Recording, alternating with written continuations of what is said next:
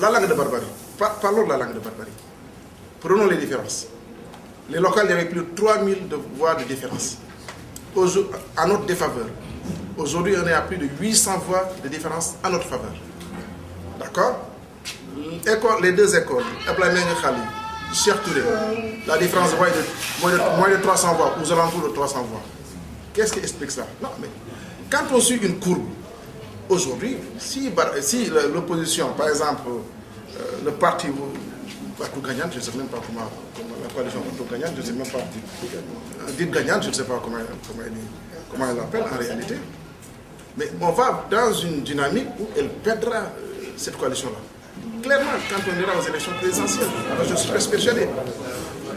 Parce que plus on avance, plus cette coalition-là perd de voix en faveur donc, de la coalition Benno Bokk Yakaar. Supposons ceux qui ont bénéficié des moteurs, mais personne de ces pêcheurs n'a voté. Personne.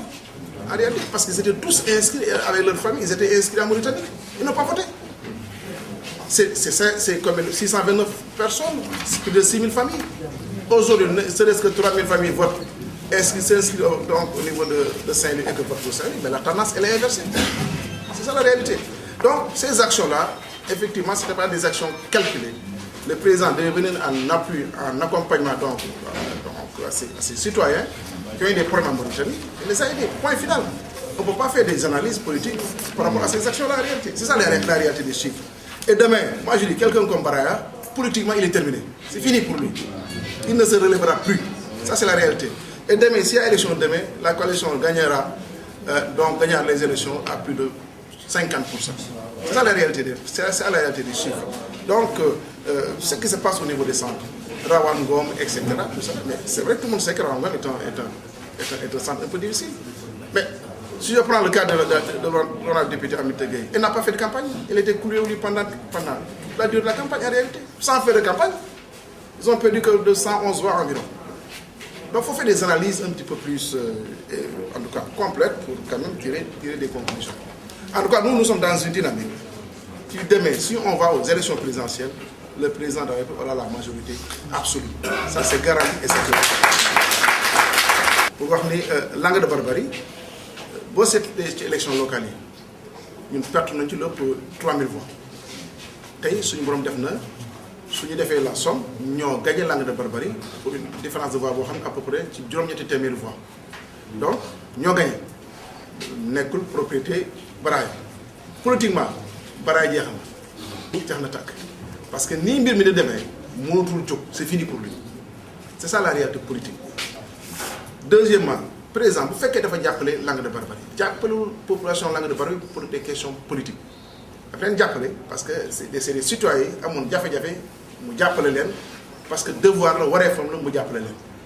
Tu vois, donc vous avez une politique. Mais vous faites que même vous avez une politique.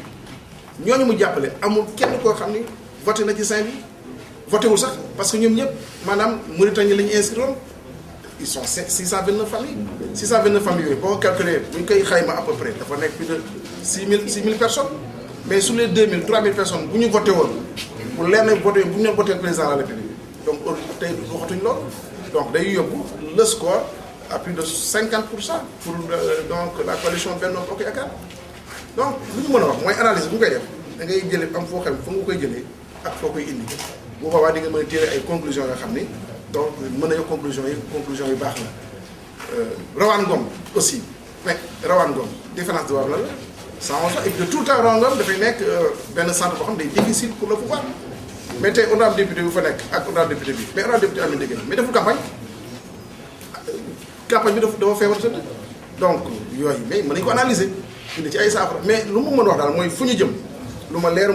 que si nous élection présidentielle, que ce soit la commune de Saint-Louis ou le département de Saint-Louis, nous allons gagner à plus de 50%.